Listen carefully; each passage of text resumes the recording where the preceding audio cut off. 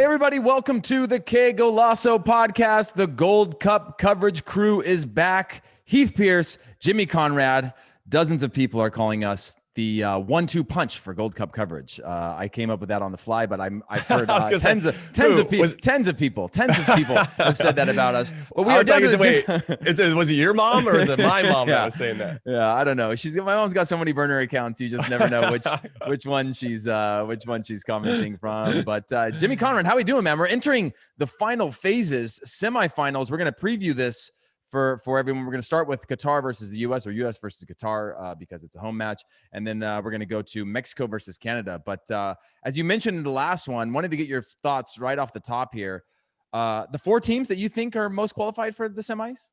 I would say, given their performances throughout the tournament, yes. I think Qatar have been excellent. I'll just start with them. 12 goals so far in 4 games. So they're averaging 3 goals a game. That's pretty good in my book. So they're clearly doing something right on that side of the ball. They also give up a lot of goals. So I think that's where the U.S. can take some advantage.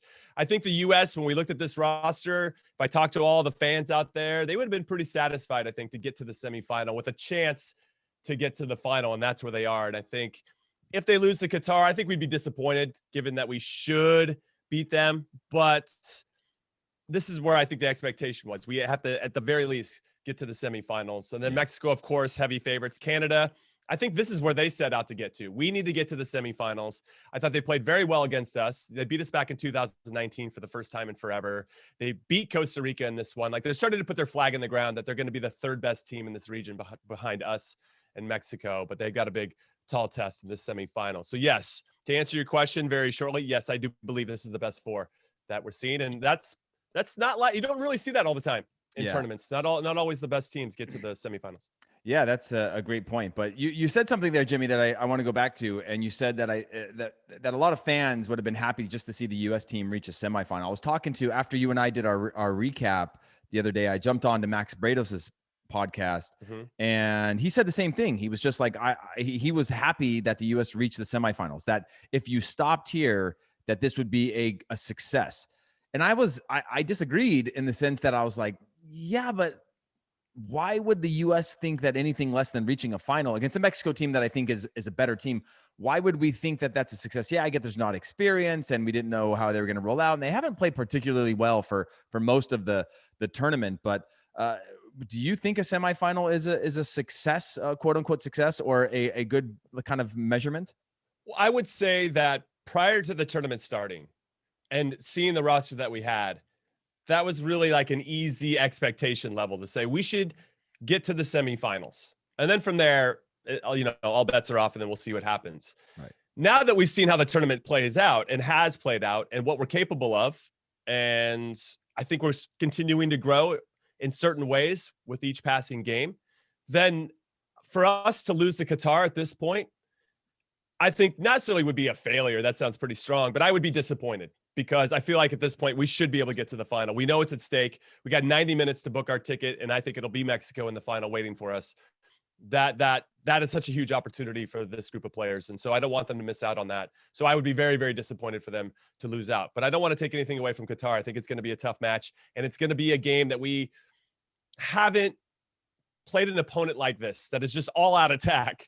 And I think that's going to be a nice test for us as well. So I'm kind of curious to see how this is going to go. But yeah, for on paper to start the tournament, semifinal was the minimum expectation. I would be satisfied with that. But now that we're here with the opportunity, 90 minutes away to play Mexico potentially, yes, I'd be disappointed. So let me ask you this then.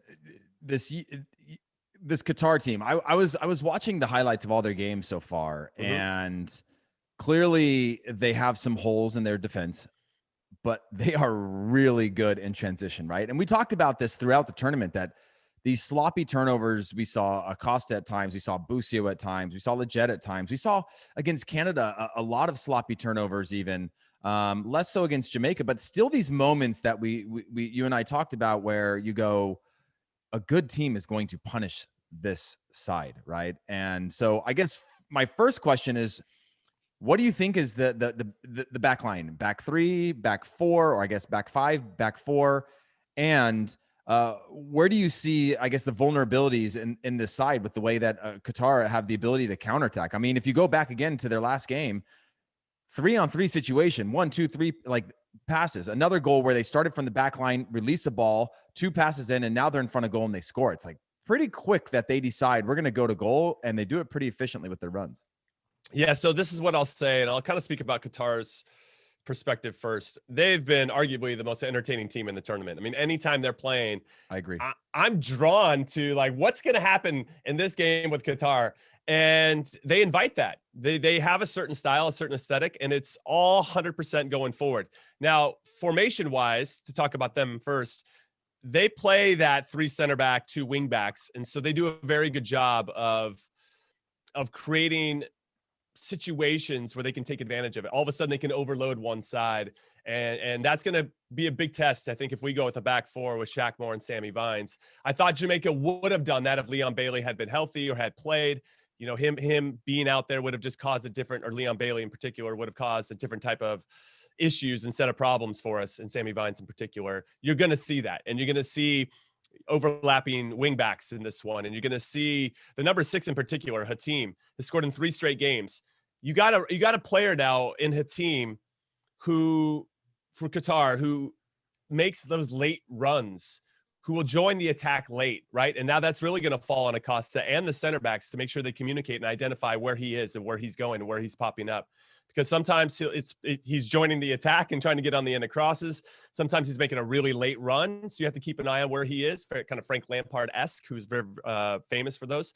Or maybe he's just shooting from distance. I mean, he can hurt you in a lot of different ways. And then you have a Heath, a number 11, who will drop into the midfield and try to combine with a team. And that's going to cause some issues and some communication. I think communication is going to solve a lot of issues against Qatar. But do we have those players to communicate? Are they ready to step up, our young center backs, and not only lead physically and potentially in making plays and being very reactive, but can we anticipate? Can we put guys in good spots to put out fires before they start? That was some of the best advice I ever got from Richard Goff, who played in 2 World Cups for Scotland. My rookie year in MLS, I asked him, hey, do you have any advice for me? You know, all bright-eyed and bushy-tailed. I'm in MLS now. I'm going to talk to a veteran, you know? He's just like, just put out fires before they start. And it didn't really make sense to me, but it was just doing those little things of communicating. But also, let's say a ball goes up over the top. He gave this as an example because it happened in a practice one time. Ball goes up over the top, and instead of just jogging to it, you don't have any pressure, he'd say, go sprint to it, get it under control, and maintain that kind of rhythm and pace. Don't slow down. And I really thought that was great advice. But ultimately, that's what our center backs need to hear as well. Like, you got to be professional. You got to be in charge. And I think that's going to really make or break whether we give up a goal or not. Because we could argue, Heath, we should have given up a couple goals so far. We've only given up 1, but it wasn't in the run of play. And we have not done that. But Jamaica had plenty of chances. Canada had plenty of chances. Haiti had a chance or 2 that they could have put away as well in the first game. So we're probably due to give up a goal against a team that's scored 12 so far in this competition. So I'm giving you a little bit of a tip on how I'm leaning bet-wise, but it's going to be a tough test for us in a way that we haven't been tested so far. Yeah. So I guess let's then switch to the U.S. side defensively and speak specifically about players. The upside is that Sands has been good, Robinson has been good, and they seem to enjoy making plays in what could otherwise, or what has otherwise felt like chaotic moments, right? And that's the thing that I've really liked about them specifically in this tournament, is the fact that they seem to embrace that chaos, whereas typically or historically, I always get nervous, as I've said before, when we get pulled apart and now you've got a center back that's been pulled to the sideline. Those two seem to be comfortable in those situations and having to put out those fires and knowing that, hey, for a brief moment, ever so often, I'm going to have to mark up one-on-one. I'm going to have to get through a challenge. I'm going to have to delay, or I'm going to have to go out to the sideline and make a play. And they've done that so far. Again, Qatar are a better team than anyone that we've faced in terms of attacking so far. That's what I think anyway. Their attack is dynamic. They're very pacey.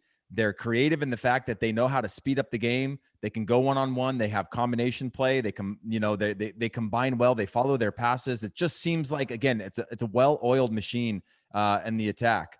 I'll jump in and say also there's an intangible. They believe in themselves, right? You can see it in teams sometimes. There's this collective belief that they can accomplish things. And Qatar's got something to prove.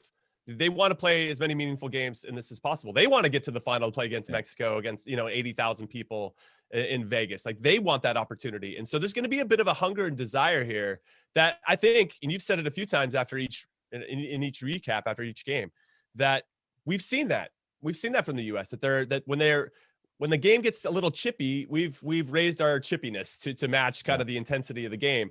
And that's a good sign. Also, I should say, to commend the boys, that have found ways to win games that maybe we didn't deserve to lose, but could have been a draw, and we're still kind of squeaking it out. So there's a lot to be excited about with this particular group of players. But I do think, to your point, Qatar, if we make those mistakes, very, very good at capitalizing and punishing you for those. If you could say one thing that you think has gotten better from this U.S. side up into the semifinal, I'll give you mine first, because you just literally said it, and that's literally their willingness to take what the game has given them. I'd say that's the one thing that I would say has gotten better as a group, is like, at a minimum, we're going to scrap. At a minimum, we're going to fight. At a minimum, we're going to get a little more chippy when we have to. You're going to foul me, I'm going to kick you back. That type of thing is really the only thing that I can say. You take game one to the semifinals, that has risen to the challenge. There's been a number of things that I think haven't, or from a consistency standpoint, that has been on a constant incline. Do you agree with that being the thing, or is there one other thing that you think that the U.S. has progressed better? Because, to put it into context, getting to a semi, like, you want to get better every single game. We've seen that Mexico, everybody's like, oh, Trinidad. and then they've gotten better and better and better. Their rhythm has gotten better, the way that they played, the way that they're closing out games. That's exactly what you want in a tournament. So for the U.S., is there anything else, or do you agree with that?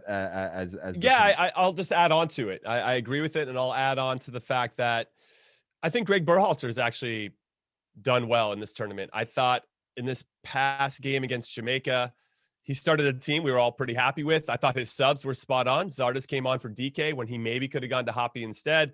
He brought on Roldan for Areola, and it just made a big difference, right? So he kind of pressed all the right buttons against Jamaica. I thought the formation was right. I thought the tactical change of making Acosta the 6 and not Busio, because we got overrun in that area of the field against Canada, was really smart.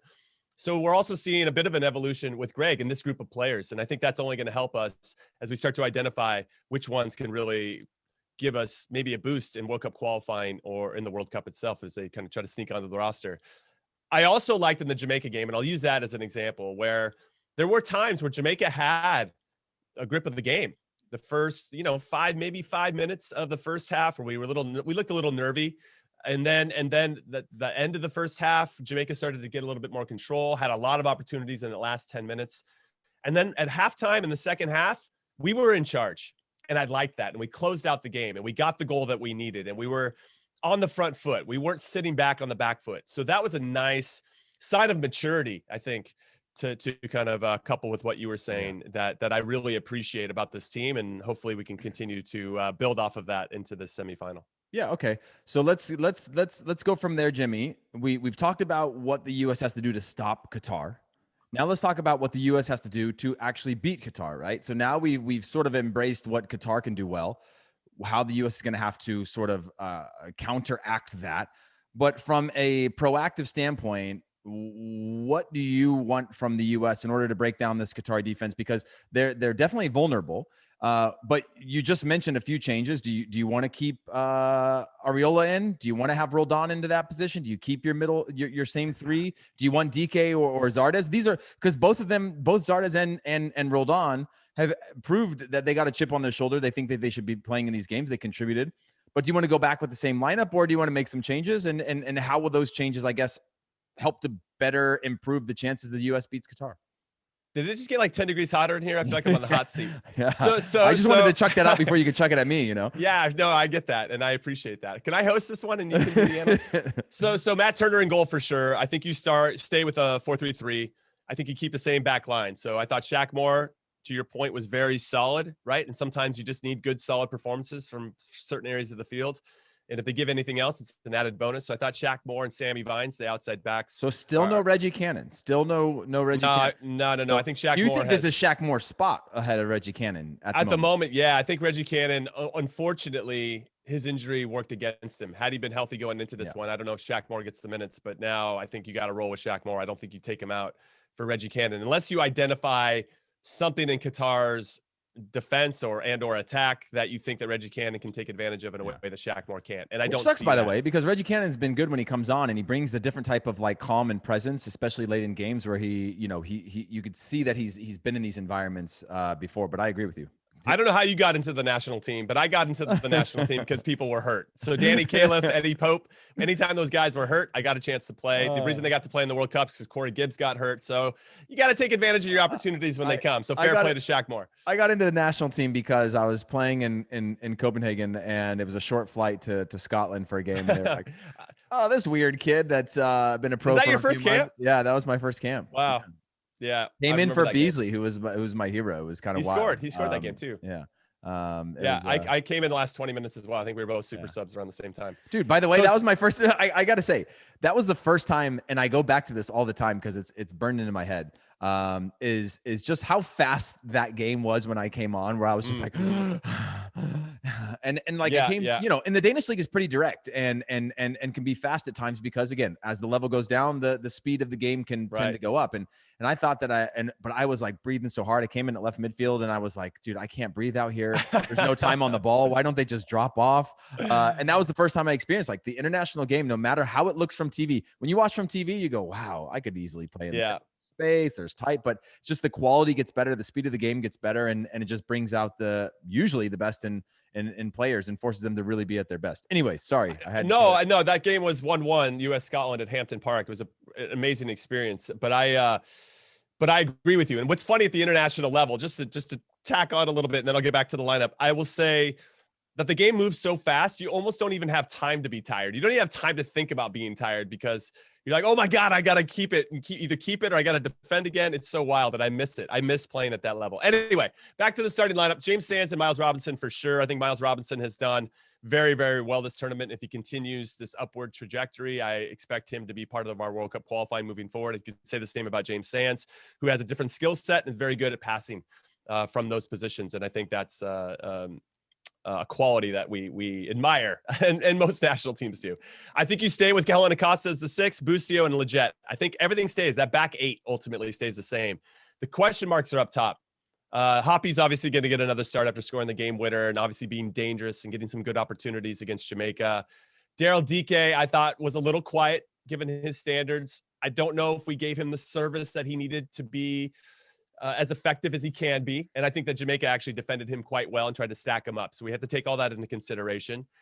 It's going to be hard, I think, because Zardes came in against the tired Jamaica team at that point because we were in control of the second half. And we started to play a little bit more on the front foot and taking more initiative in different areas with the injection of insertion of energy, insertion of Christian Roldan and Jossie Zardes. So it's hard. You got to take that into consideration. Zardes, I think, would have ran into a lot of the same issues. Mm-hmm. My question then is, I think you stick with DK. I think you do. And I think you give him a chance to at least 45 minutes and then maybe bring on Zardes again as a super sub to go out there and win it.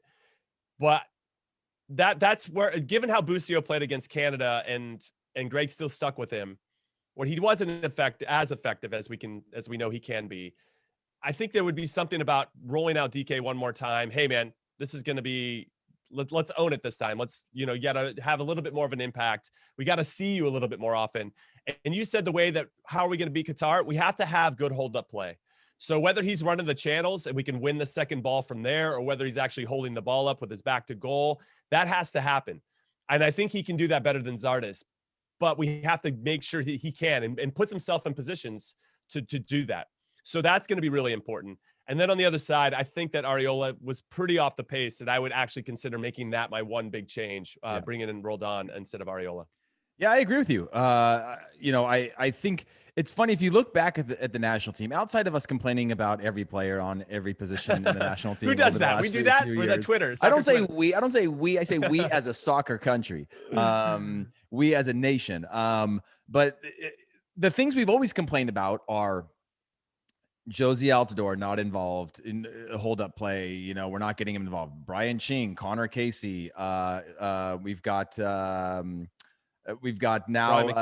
Brian McBride. We've got DK. We've now got Zardes was a complaint for a long time in terms of that. And that's a system problem, right? If you look at it, it's not just that we've had Sargent, that we have this inability right now to create this link up play. And I'm excited, and I'm going to keep this brief, but the quality of players that we have now around the top of the box, if you can get Gio Reyna closer, if you can get Pulisic closer to that striker, they start to create a more effective sort of combination play. But we've always sort of lacked that. And it always falls on this single striker up top on an island. And some players have done it better. I go back to a Brian Ching example, who's literally just bodying up, drawing fouls, scrapping, first line of defense, that sort of thing, where they create these intangibles that are going to help the team. But then we still lack in this ability to sort of link up and have this person that, like, I feed them the ball and we can all get up underneath and we can create some creative movements, and they have little darting diagonal runs. You saw that from a Clint Dempsey at times, things like that. But from a traditional striker, a true number 9, that's something we've always lacked. And I think that we've done as a national team always a disservice for that player up there. And it's not just been like, oh, we've never had a good enough striker, because, Josie to whoever have done incredible things for the national team, including Zardes. But they're, I think we've never really done them any sort of justice. So I guess what I'm saying is keep DK and try to solve those problems. Put it on other players to get him involved, and less so him for his one touch every 15 minutes to make sure he holds it up and does whatever. And then same thing with Rodon. I think he brought an energy that looked like a chip, right? When I saw him come in, I was like, that's a chip on his shoulder. That's hey, I'm going to take these minutes and I'm going to prove myself that I should be in this lineup. I don't think he was great earlier in the tournament in his start, but this was one where I was like, I think he bounced back from that and is bringing an energy and isn't going to throw off the whole balance by switching him out for Areola, who clearly looks like he's still coming back from injury and didn't have the impact that I wanted. But Jimmy, closing thoughts on this US team. I think that we're going to do the business. I think it's going to be really important, from what you're talking about with regard to DK, to kind of pin Qatar back. So if they are going to win the ball, man, make them win it 70, 80 yards away from our goal. Don't allow them to pick up the ball, at midfield or whatever. Now we're a little bit vulnerable because we give up a ball in a bad spot. And we've shown a bit of a tendency with that at times. Busio, Acosta, Leggett, they're all been guilty of it, whoever's in the midfield. So we have to be I don't want us to lose that swashbuckling feel of, like, I still want you to be confident making passes and trying to break lines. I don't want us to all of a sudden be the 10 freeway, right? And go side to side, east to west, and just play very conservative. That's not what I want to see. But it's being really thoughtful about when to make those passes forward. And hopefully DK can allow us to transition in a meaningful way. And I think Roldan actually does an excellent job of pinching in. So he might be able to create those numerical advantages in midfield as well and create an outlet for us to break some of the Qatar press. But I like us to win. So I'll get you guys a quick betting angle. I like us to win and both teams to score. I know we've only given up 1 goal and it hasn't been in the run of play, but I can't deny what Qatar has done. 12 goals in 4 games is ridiculous. So US to win and both teams to score is plus 320. Now I know my heart's in there a little bit, so I'm not completely going with my head here, but I just think that the US are going to figure out a way to win this game. I think they're going to stifle Qatar in a way that Qatar hasn't seen a team like the US yet, right? Everybody's kind of played them as open as they want, and I think the US are going to play it a little bit different. So I could see a 2-1 here. But I think that's pretty good value, plus 320. I like it. All right. Listen, Qué Golazo fam, we're going to take a quick break. And when we come back, we're going to talk Mexico contra Canada and the other semifinal. We'll be right back. Welcome back, everybody. We are Heath, Pearce, Jimmy, Conrad, and we are doing the Gold Cup semifinal preview. We've been waiting for this, Jimmy. We've been waiting to see whose names we would say. And it is the U.S., it is Qatar, it is Canada, and it is Mexico. And Canada have now reached the semifinal for the first time since 2007, Jimmy, Conrad. And I've got to say, they've looked good. A dominating performance against Costa Rica. They are completely dismantled in terms of personnel and the team that they would like to roll out, but they're playing against a Mexico team who are what I would say the best team, best performing team, maybe not the best attack that we've seen in Qatar, but the best performing all around team in the tournament. So what are your initial thoughts on this Mexico against Canada match?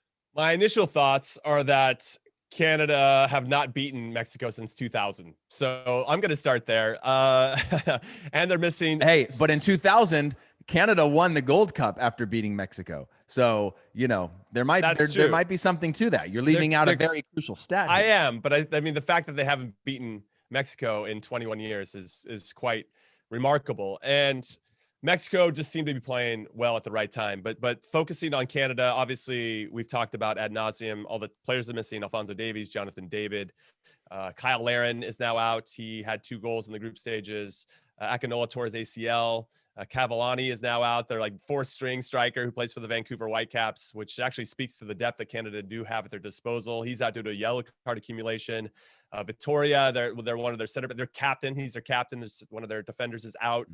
So due to yellow cards. So it's just, by the way, it's going to be a tall yellow order. cards suck. Yellow card suspensions suck. I know. Especially in the Gold Cup. And it's the only time I've ever thought about yellow cards is the Gold Cup, because I remember being rested for a game because I had a yellow the one before, and it was just like, it's not worth it. We want to get you to the quarterfinals, and just like this 2 in a row type of thing where you're just like, dude, this is a semifinal.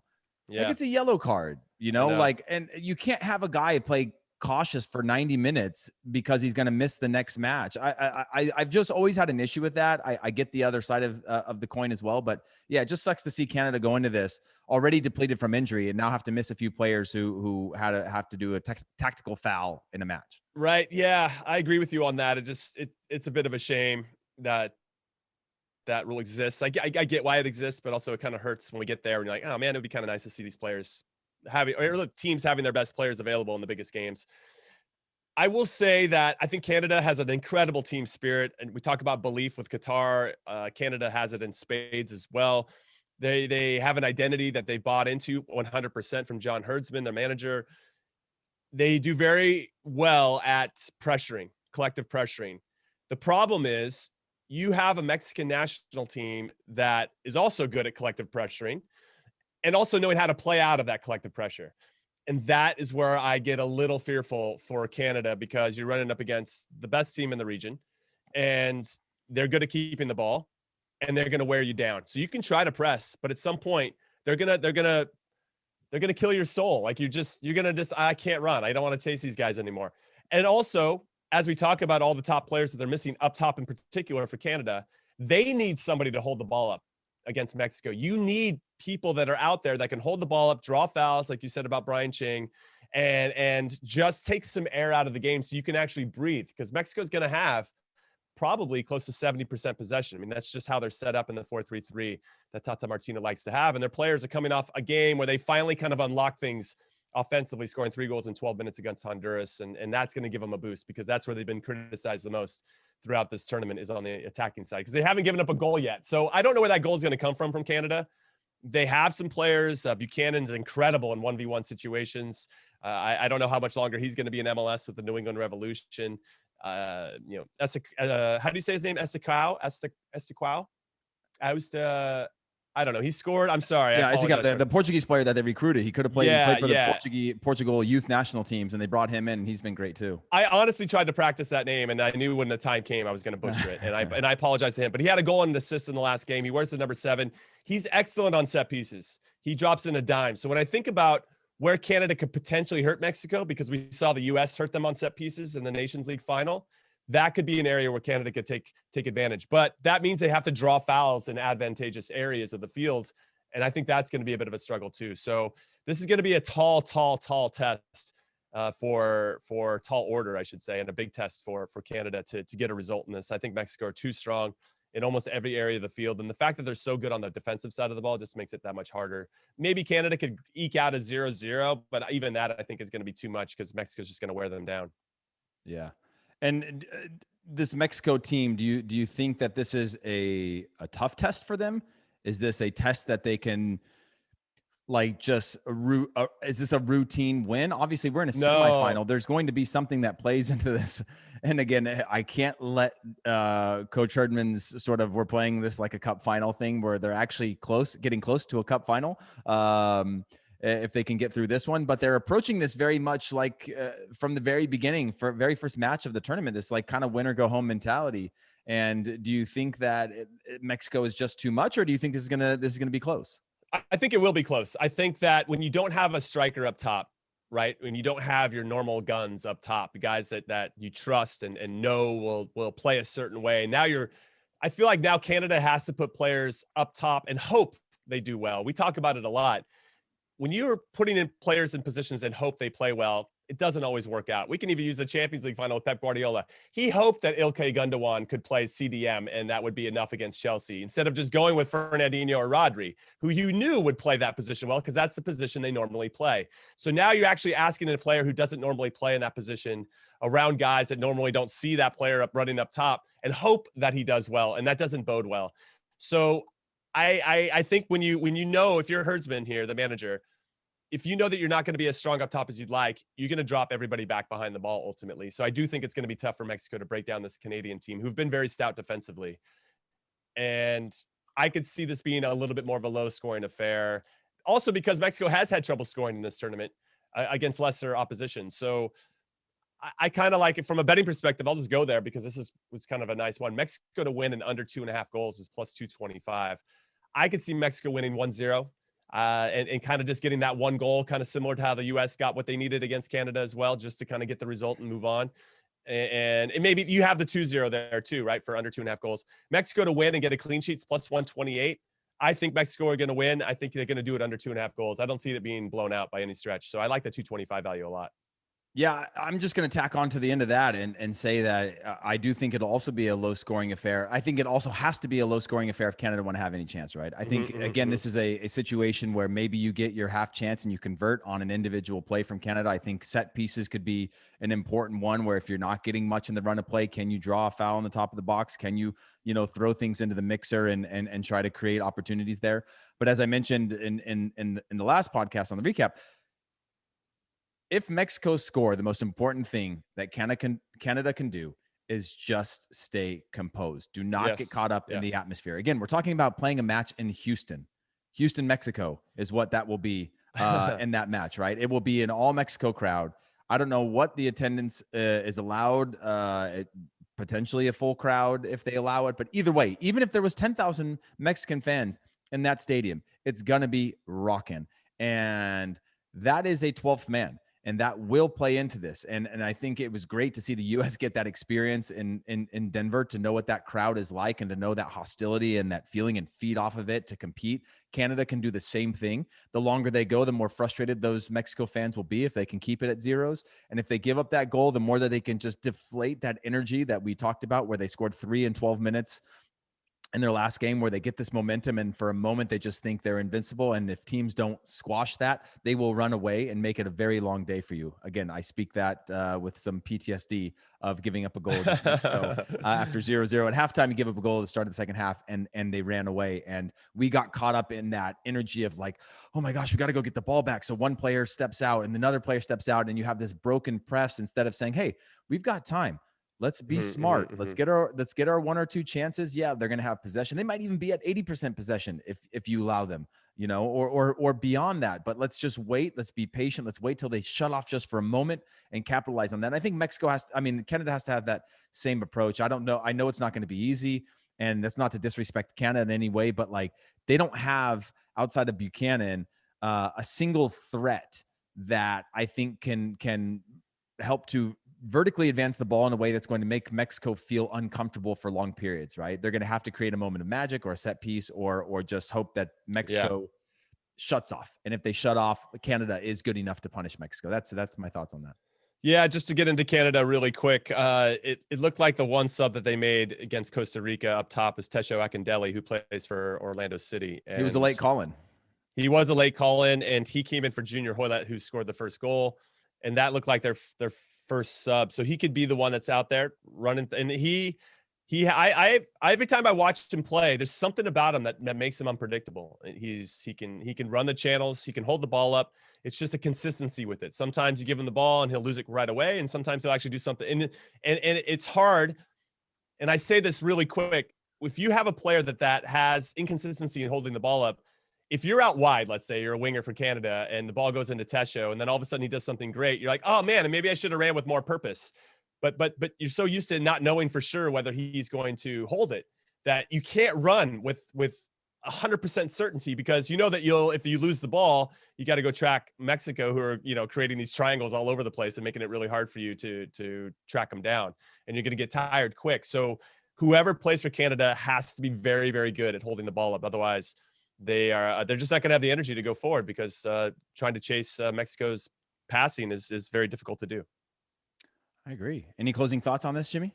No, I wish Canada the best. I think they should be proud of what they've done so far in this tournament, but I think it's going to come to an end here. And to your point, I think they're going to get a lot of good experience, and I think that's only going to serve them well in World Cup qualifying. And I'll put my flag in the ground now. I think they're going to qualify for the 2022 World Cup. That'll be the first time since 1986. I really like this group a lot. That's a strong vote of faith. I like that. Well, that's it for our Gold Cup semifinal preview. Heath, Pearce, Jimmy, Conrad, as always, we appreciate all of you that tune in and listen. You can catch this podcast on YouTube or wherever you listen to your podcast. And Jimmy and I will be back for a Gold Cup semifinal recap, and then we'll, of course, be previewing a final. We hope that the U.S. can get to that point. We hope that we can see a U.S.-Mexico final again. If not, maybe we get Canada, Jimmy. I'm saying the U.S. are going to go, but maybe we get Canada. Maybe we get Mexico. I think Mexico are going to do it, but it would be nice to see the U.S. try to go back against Canada and play better than they did the last time. I don't have time for maybes, everybody. Okay, U.S. Mexico, stamp it. Let's go. Let's party. Fair play to Canada and Qatar. Thank you for coming, but it's U.S. Mexico in the final. We all want it to happen.